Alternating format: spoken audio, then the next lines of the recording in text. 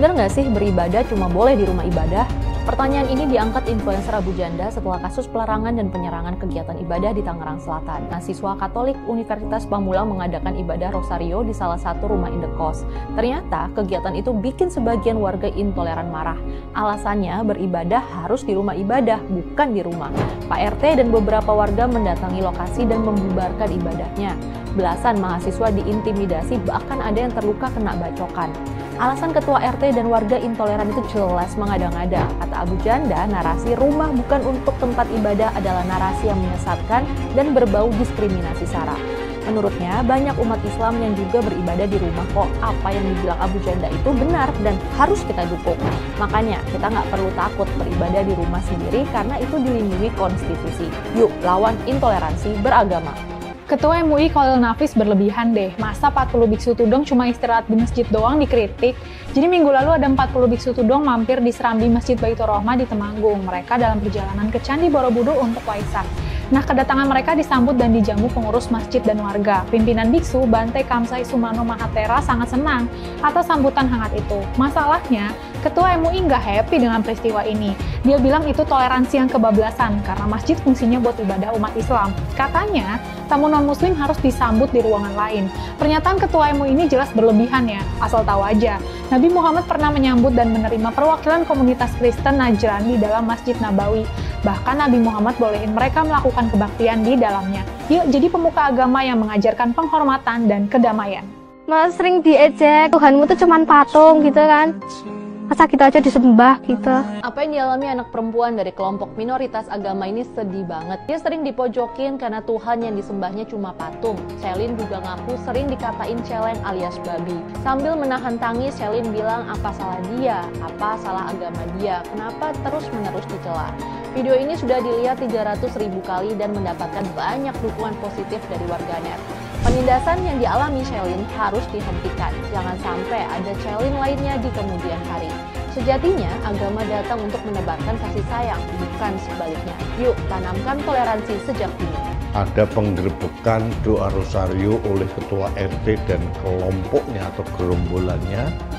Saya mengecam keras apa yang dilakukan oleh Ketua RW dan kawan-kawannya itu yang mempersekusi teman-teman Kristen yang sedang beribadah di perumahan Cermai itu. Kalau si RW bilang katanya di rumah tidak boleh beribadah, nah di rumahmu setiap hari ada orang beribadah. Kadang-kadang di rumahmu juga ada orang pengajian, mengundang banyak orang. Di masjid di komplek, kadang-kadang pagi-pagi sebelum azan sudah dikumandangkan dari tape recorder, dibuarkan pakai toa yang memengkakkan telinga juga. Di Islam kita sholat 5 waktu, kadang-kadang berjamaah di masjid, dan di masjid itu di setiap komplek ada masjid selalu berkumandang azan 5 kali. Bahkan kalau ada kegiatan pengajian, itu lebih seru lagi. Jadi sekali lagi saya mohon maaf kepada teman-teman yang beragama Kristen yang dipersekusi oleh orang-orang yang cupet nalarnya, sempit pemahaman agamanya, sehingga mereka ini tidak bisa mengedepankan toleransi beragama. Ini sempitnya pemahaman karena mereka mempunyai literasi agama yang sangat rendah, atau mungkin diprovokasi oleh ustadz-ustadz yang mempunyai pemahaman yang sesat. Orang-orang yang menyerbu adik-adik Unpam kemarin ketika mengadakan malam Rosario itu, kalau mereka itu dilahirkan di NTT atau di Papua atau ditakdirkan oleh Allah untuk lahir di Eropa sana, mungkin tidak mengenal Islam, mungkin juga tidak mengenal apapun, bisa jadi tidak beragama, atau memang dilahirkan menjadi Katolik, dilahirkan menjadi Protestan. Karena kita semua ini mengikuti agama orang tua kita. Lalu kita kemudian merasa petentang-petenteng bahwa kita adalah penguasa bumi ini karena saya Islam. Saya menjadi Islam karena saya dilahirkan di Madura dari orang tua beragama Islam, maka Islamlah saya. Kalau saya dilahirkan di tempat lain yang dimana di situ tidak ada orang Islam, mungkin saya tidak akan beragama Islam. Jumlah manusia di bumi ini kurang lebih 8 miliar. Orang Islamnya kurang lebih sekitar 2 miliar. Sampai seberapa kuat kita gelisah oleh berbagai perbedaan, sementara yang berbeda dengan umat Islam hari ini kurang lebih sekitar 6 miliar. Sanggup sampean membawa sebilah pisau untuk melawan orang yang berbeda? Orang masih sibuk menghitung dosa orang lain, seperti yang menyerbu adik-adik kita ini, hanya karena berbeda. Sampai kapan kita itu harus gelisah dengan keimanan yang berbeda, keyakinan yang berbeda, agama yang berbeda, sementara kita masih punya orang yang berbeda 8 miliar lain, kurang lebih 6 miliar lain. Belum kita berbicara sesama umat Islam. Ini adalah efek dari ulama-ulama yang kadang-kadang menyerukan kebencian kepada pemeluk agama lain, menyerukan kebencian dan permusuhan kepada orang yang berbeda. Ini adalah ulama-ulama yang tidak wajib untuk diikuti, bahkan haram untuk diikuti. Ini hanya akan semakin membuat jelek wajah Islam dan syiar Islam.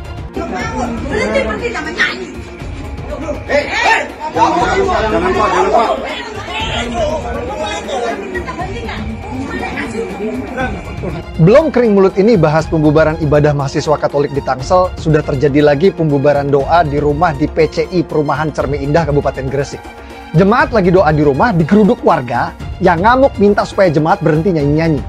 Klarifikasi pengurus RW katanya di perumahan itu dilarang ibadah di rumah. Pak RW, kenapa yang tidak boleh ibadah di rumah cuma yang Kristen aja? Kenapa yang Islam masih boleh sholat di rumah? Kalau memang dilarang ibadah di rumah, ya yang Muslim juga tidak boleh dong sholat di rumah. Kalau cuma berlaku ke warga Kristen aja, itu namanya diskriminasi SARA dan fobia sama agama Kristen, Pak RW. Yang kayak gini mau protes penindasan Zionis, sementara di negeri sendiri jadi Zionis, nindas ke umat Kristen. Umat Islam boleh ibadah sholat di rumah, tapi umat Kristen tidak boleh ibadah nyanyi di rumah. Ini pemahaman Zionis syariah yang harus kita lawan bersama. Selama belum ada itikat baik dari pemerintah untuk mitigasi fobia Kristen yang semakin menjadi-jadi ini, umat Kristen harus bangkit lawan pemahaman Zionis syariah yang melarang ibadah di rumah. Ibadah di rumah adalah hak yang dilindungi undang-undang. Teman saya ngadain ibadah doa Maria. Terus RT ngomong, RT namanya siapa? Namanya Diding. Lu nggak ngargain gue jadi RT di sini. Udah gue bilangin kagak boleh ibadah di sini. Kalau lu mau ibadah ke gereja sono. Kalian berani tidak menghargai saya sebagai RT di sini gitu. Mahasiswa-mahasiswi yang sedang melakukan ibadah umat Kristen. Lalu terjadilah pemukulan bahkan pembacokan yang hari ini kami laporkan. Assalamualaikum. Saya mau meluruskan narasi sesat rumah tidak boleh dipakai ibadah dan ibadah itu harus di gereja. Ini narasi sesat dan biadab. Kalau rumah tidak boleh dipakai ibadah, berarti kita umat Islam juga tidak boleh sholat di rumah. Sholat wajib di masjid. Tapi kan faktanya kita umat Islam boleh sholat di rumah. Begitu juga kalian umat Kristen. Ya boleh ibadah di rumah. Boleh ibadah di rumah. Jadi kalau kalian umat Kristen dilarang ibadah di rumah dengan narasi ibadah harus di gereja, itu adalah narasi sesat yang berbau Kristen fobia dan diskriminasi SARA. Lawan. Ayo, galakan ibadah di rumah.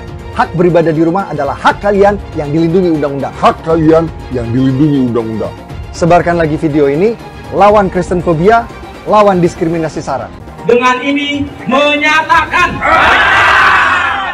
menolak pemberian izin, rekomendasi, dan pembangunan sarana ibadah non-muslim di wilayah Sindang Jaya.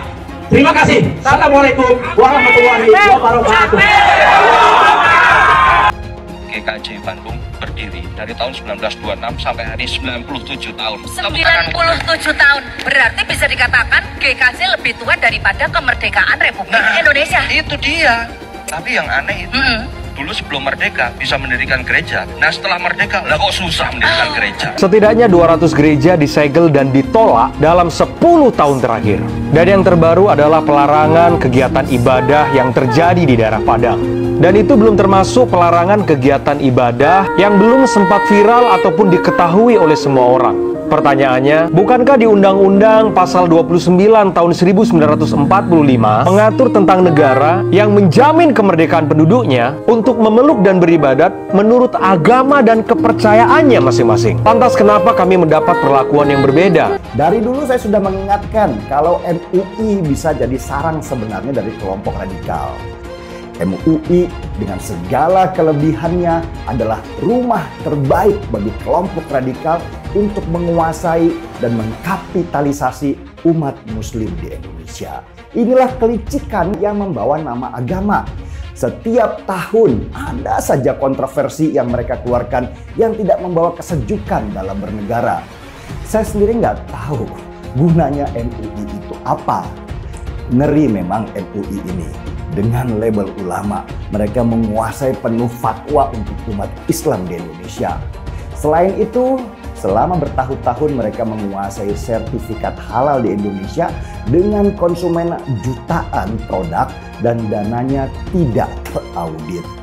Halo para elit MUI, jangan kira kalian bisa berlindung di balik label ulama. MUI pada dasarnya adalah sebuah LSM. Walaupun tidak memiliki otoritas yang resmi, sayangnya MUI kelihatan abai dalam hal menjaga keharmonisan hubungan antar umat atau antar aliran. Sering terdengar berbagai bentuk penolakan dan kekerasan dilakukan terhadap hak beribadah umat Kristen. Walaupun bukan sebuah lembaga negara atau otoritas resmi, MUI ini adalah lembaga yang didengar pendapatnya oleh umat Islam. Karena itu, salah satu pihak yang seharusnya berperan untuk menghentikan aksi-aksi semacam ini adalah MUI. Tantangan terbesar yang harus dihadapi MUI saat ini adalah kelompok-kelompok yang tidak toleran atau bahkan kelompok-kelompok radikal. Saya lihat perhatiin sikap MUI ini semua, setiap ada membuat fatwa itu yang tidak menyenangkan, yang ingin buat gaduh. Sepertinya Anda nih bermusuhan sekali dengan yang namanya non-muslim. Yaitu seperti Anda memandang selain Islam itu kafir. Ini lembaga apa ini MUI ini lama-lama saya lihat? Apa sih MUI? MUI itu bukan apa-apa buat negara ini. Ada dan tidak ada MUI itu nggak menambah sebetulnya. Justru keberadaan MUI ini membuat masalah. MUI itu cuma sebatas ormas kok. Ini semua muslim loh, mayoritas ini yang menolak MUI, termasuk saya menolak MUI. Justru Anda membuat onar. Rakyat se-Indonesia termasuk saya ingin MUI dibubarkan. Jadi lebih bagus bubarkan MUI. Bubaran MUI cukup ada Departemen Agama. Sumbernya atau dalang dibalik pelarangan pendirian rumah ibadah adalah MUI. MUI membuat surat yang mana melarang sebenarnya pendirian ibadah ini. Pelarangan rumah ibadah terus berlangsung dan ini akan terus terjadi kalau dibiarkan. Mereka percaya menolak atau menghancurkan gereja adalah langkah yang bukan hanya diridhoi, tapi bahkan juga diwajibkan oleh Allah. Karena mereka percaya dengan ayat-ayat Al-Quran yang menurut mereka memerintahkan umat Islam untuk memerangi kaum kafir. Ayat-ayat memerangi kaum kafir itu memang ada dalam Al-Quran. Tapi makna kafir di sana tidak pernah berarti semua orang non-muslim. Karena itu sungguh mengherankan bahwa MUI merasa tidak perlu bersikap soal pelarangan gereja ini. Pendiaman ini menyebabkan serangan terhadap umat Kristen terus berlangsung. Bila MUI terus membiarkan kejahatan ini terus terjadi, nama Islam akan terjerumus ke dalam lembah kehinaan. Bahkan lebih dari itu, bila MUI bungkam, MUI sebenarnya sedang membiarkan para pelaku penyerangan dan perusakan itu berada di jalan yang sesat. Akibatnya Islam nampak sebagai sebuah agama yang penuh kebencian, permusuhan, dan sama sekali tidak bisa disebut sebagai agama damai. MUI harus menyerukan dihentikannya pelarangan gereja. MUI harus menyerukan umat Islam untuk menganggap umat Kristen sebagai saudara. Asalnya gedung ini tidak digunakan lagi untuk kegiatan ibadah. Ini yang mencoreng kota Binjai dari kereligiusannya, dari kedamaiannya. Kita meminta supaya tidak ada kegiatan di sini. Kami dari masyarakat yang berada dari lingkungan 1 sampai 6 turun untuk Pokoknya dilarang beraktivitas. Jadi kalau misalkan ada tamu, tadi kan kami dengar. Kami dengar di bawah. Kami berdoa aja, cuma 12 orang. Ya cuma kan izinnya itu. Poin penting di SKB 2 Menteri ini yang perlu kita ketahui bersama. Pada bab 1 pasal 3 dari aturan SKB 2 Menteri disebutkan, rumah ibadat adalah bangunan yang memiliki ciri-ciri tertentu yang khusus dipergunakan untuk beribadat, tidak termasuk tempat ibadat keluarga. Poin pentingnya adalah tempat ibadat keluarga tidak perlu pakai izin. Apa itu yang dimaksud dengan tempat ibadat keluarga? Kalau di Islam namanya musola, kalau di Kristen namanya kapel atau rumah doa. Apakah perlu izin untuk bikin musola di rumah atau di ruko? Tidak. Begitu juga untuk bikin kapel di rumah atau di ruko, tidak perlu minta izin. Jadi umat Kristen ibadah di rumah atau di ruko tidak perlu minta izin. Saya ulang, tidak perlu minta izin. Banyak Pak Pendeta dan jamaat tidak tahu pengecualian ini, sehingga mereka pasrah saat ada yang datang membubarkan.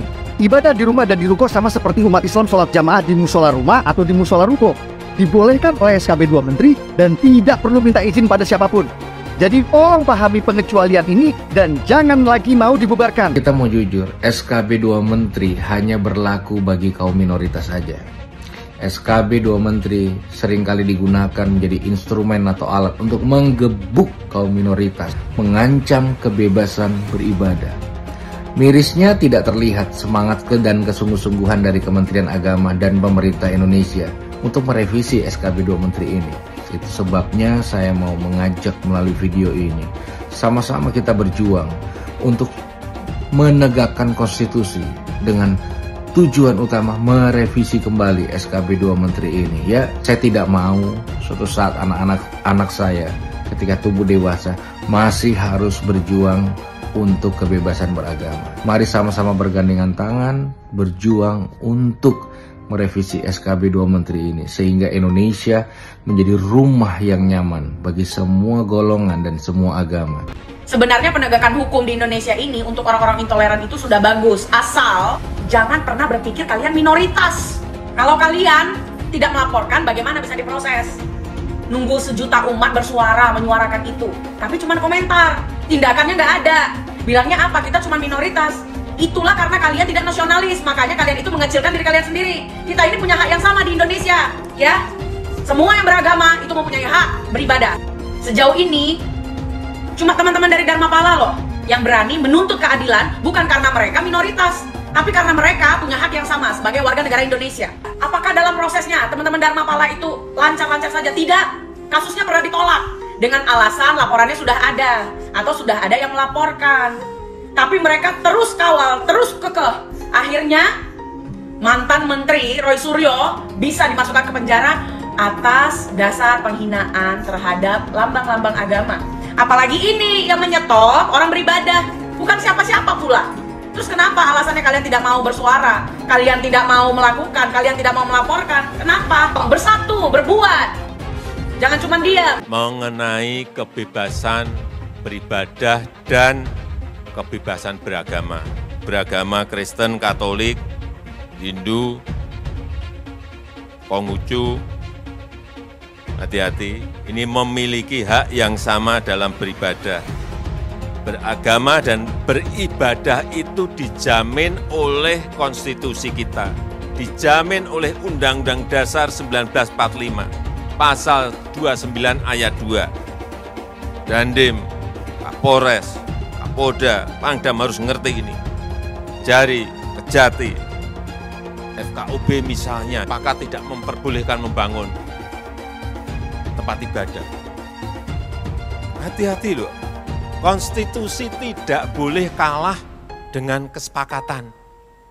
Karena saya lihat masih terjadi. Kadang-kadang saya berpikir sesusah itukah orang yang akan beribadah. Sedih kalau kita mendengar. Bagaimana dalam agama Islam seorang muslim karena jabatannya dia memberi izin berdirinya rumah ibadah seperti kelenteng, gereja, dia dapat dosa jariah mengalir terus sampai hari kiamat.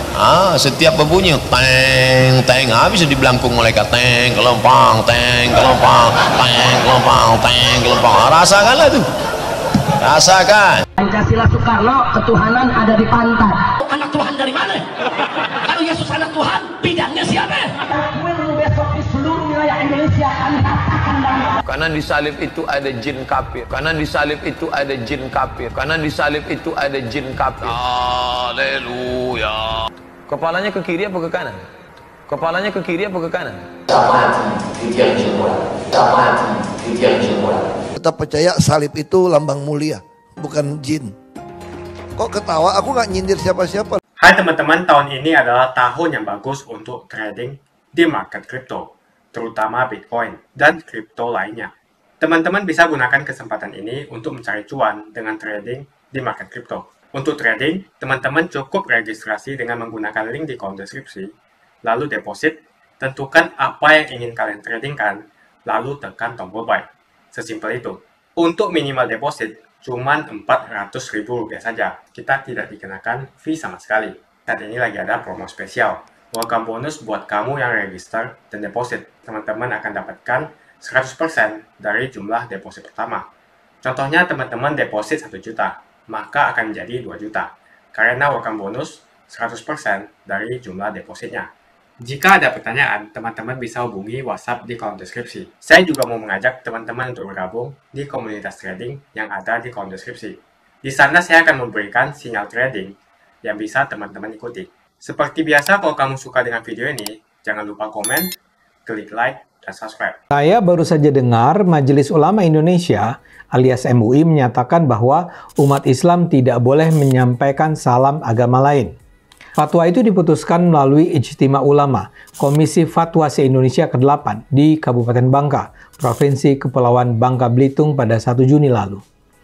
Kalau Anda agak bingung, yang dimaksud di sini adalah salam-salam yang sering diucapkan di awal sebuah acara yang hadirinnya memiliki latar belakang agama yang berbeda-beda. Artinya, kalau mengucapkan salam, cukup Assalamualaikum. Jangan sebut salam-salam agama lain. Menurut MUI, diharamkan bagi umat Islam untuk membaca salam-salam di luar Assalamualaikum.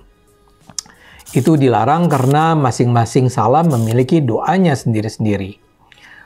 Jadi, kalau seorang pejabat misalnya akan membuka sebuah acara, dia biasanya akan menyebut Assalamualaikum warahmatullahi wabarakatuh, Shalom, Om Swastiastu, Namo Buddhaya, Salam Kebajikan. Doa-doa inilah yang dipersoalkan MUI. Ketua MUI Bidang Fatwa, Profesor Asrorun Niam Soleh, mengatakan mengucapkan salam berbagai agama merupakan penggabungan ajaran berbagai agama yang tidak mengikuti syariat Islam. Ini katanya bukanlah perwujudan toleransi dan moderasi. Om Swastiastu yang berasal dari agama Hindu berarti semoga selamat dalam lindungan Ida Sang Hyang Widiwasa. Namo Buddhaya yang berasal dari agama Buddha berarti terpujilah Buddha. Yang agak netral adalah Shalom dari Kristen yang berarti damai sejahtera. Menurut Prof. Niam lagi, toleransi umat beragama harus dilakukan selama tidak masuk ke dalam ranah akidah, ibadah ritual, dan upacara-upacara keagamaan. Dia bahkan menyebut mengucapkan selamat hari raya agama lain, menggunakan atribut hari raya agama lain, atau memaksakan untuk mengucapkan atau melakukan perayaan agama lain adalah hal yang terlarang dalam Islam. Pengucapan salam yang berdimensi doa khusus agama lain oleh umat Islam hukumnya haram, ujarnya. Ia mengatakan dalam forum yang terdiri atas umat Islam dan umat beragama lain, umat Islam bisa mengucapkan salam dengan Assalamualaikum, disertai salam nasional atau salam lainnya seperti selamat pagi yang tidak mencampur adukan salam doa agama lain. Buat saya keputusan Ijtima Ulama ini mencengangkan dan sangat memprihatinkan. Gini, saya sendiri termasuk orang yang tidak pernah mengucapkan rangkaian salam berbagai agama. Jadi kalau saya memulai pidato misalnya, saya akan langsung menyebut selamat pagi atau siang atau sore. Saya tidak akan menyampaikan Assalamualaikum, Shalom, dan seterusnya. Tapi itu saya lakukan bukan karena saya menganggap tindakan itu haram. Saya melakukannya karena alasan praktis. Kalau saya harus membaca semuanya, akan jadi panjang. Dan selalu ada kemungkinan saya keseleo lidah, salah mengucapkannya. Jadi daripada ribet, saya merasa lebih baik menggunakan ucapan salam Indonesia saja. Sekedar catatan, Ijtima Ulama itu berarti kesepakatan para ulama. Ijtima Ulama di Bangka itu diikuti oleh 654 peserta dari unsur pimpinan lembaga fatwa Ormas Islam tingkat pusat, pimpinan Komisi Fatwa MUI se-Indonesia, pimpinan pesantren tinggi ilmu-ilmu fikih, serta pimpinan Fakultas Syariah Perguruan Tinggi Keislaman. Kemudian ada juga perwakilan lembaga fatwa negara ASEAN dan Timur Tengah seperti Malaysia dan Qatar, individu cendekiawan Muslim dan ahli hukum Islam, serta para peneliti sebagai peninjau. Kok kayak tidak ada persoalan lain yang lebih serius untuk didiskusikan ya? Misalnya saja, para ulama ini kan kita tunggu-tunggu pandangannya mengenai hal penting yang dihadapi bangsa. Misalnya saja, bolehkah umat Islam melarang pembangunan rumah ibadah agama lain? Bagaimana kita seharusnya menyikapi penyerangan terhadap umat beragama lain? Apa hukumnya? Begitu kan? Atau barangkali soal para pejabat korup yang hasil korupsinya digunakan untuk membiayai umroh kolektif, atau untuk dana kurban keluarga, atau pembangunan masjid. Jadi kalau sekarang setelah 654 ulama itu bertemu, berdiskusi selama 3 hari, di ujung acara mereka mengeluarkan keputusan bahwa mengucapkan salam berbagai agama itu haram, buat saya itu betul-betul pertanda, ya maaf ya, keterbelakangan. Saya tidak mengucapkan Assalamualaikum, kecuali kalau saya memang berada di sebuah acara yang hadirinnya adalah 100% umat Islam. Kalau yang saya hadapi umat beragam agama, ya saya harus menghormati semuanya. Caranya adalah dengan tidak menyebutkan satupun salam agama. Di sisi lain, pengharaman ucapan selamat agama lain ini mengesankan kesombongan umat Islam dalam melihat agama lain. Mengesankan eksklusivisme. Seperti saya katakan, saya sendiri tidak mau mengucapkan rangkaian salam itu karena alasan ketidakpraktisan. Tapi karena itu, saya bukan saja tidak mengucapkan salam agama Kristen, Hindu, Buddha, dan Konghucu, tapi saya juga tidak mengucapkan salam Islam. Tapi kok para ulama ini malah berkumpul untuk memutuskan, bolehkah kita sebagai umat Islam yang selalu menganggap Islam sebagai agama damai dan toleran, mengucapkan selamat agama lain? Para ulama yang ada di MUI kan mestinya adalah kumpulan ulama yang terkemuka, bukan ulama abal-abal, ulama berkualitas lah. Kok hasilnya begini? Ini menjadi persoalan yang selama bertahun-tahun mengganggu kerukunan hubungan umat Islam dan Kristen. Dalam beberapa tahun terakhir ini, pelarangan ucapan selamat Natal itu seperti sudah mereda.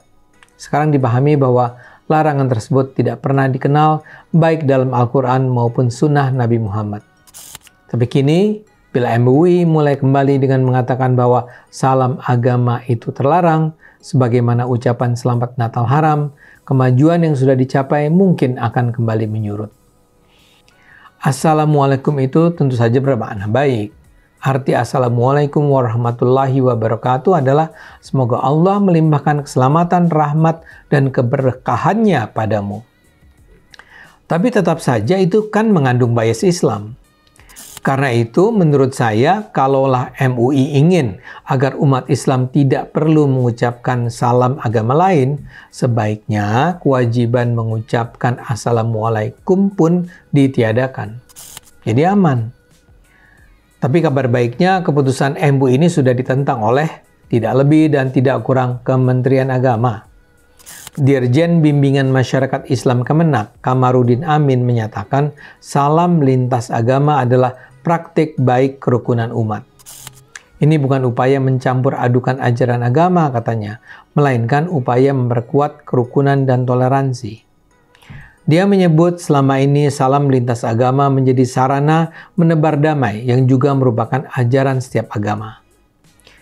Umat Islam di Indonesia perlu bersama-sama menolak fatwa-fatwa yang bukan saja tidak membawa manfaat, tapi juga membawa keterbelakangan ini. Mudah-mudahan MUI bersedia mengoreksi diri. Masalah intoleransi semakin tak terbendung. Lebih dari 200 gereja ditutup secara paksa 10 tahun belakangan. Yang paling mencolok adalah kasus intoleransi 3 tahun terakhir ini. Banyak sekali kasus pembubaran rumah ibadah akhir-akhir ini. Itu yang viral. Bagaimana yang tidak viral? Tentu lebih banyak lagi. Alasan pembubaran selalu menggunakan alasan izin. Dan selalu FKUB tidak memberikan izin. Jika tidak perlu lagi rekomendasi daripada FKUB, maka ini akan membantu umat minoritas. Sebetulnya tidak usah memakai alasan izin karena puluhan ribu musola di Jawa Barat dibangun tanpa menggunakan izin. Itu di Jawa Barat saja, gimana di seluruh Indonesia? Mungkin ada ratusan ribu hingga jutaan masjid di Indonesia yang tidak mempunyai izin. Jadi jelas kalau kita membandingkan masalah izin, terjadi ketidakadilan. Seperti yang kita ketahui, banyak sekali musola tidak mempunyai izin. Umat mayoritas bisa membangun rumah ibadah tanpa menggunakan izin.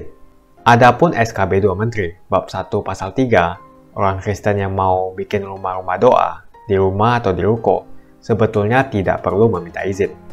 Dan juga dalam SKB 2 Menteri, pasal 13 dan pasal 14, Peraturan Bersama Menteri Agama dan Menteri Dalam Negeri, nomor 9 dan nomor 8 tahun 2006, mengamanatkan kepala daerah untuk memberikan izin, sementara sebagai bentuk fasilitasi negara dalam mencarikan solusi pendirian rumah ibadah.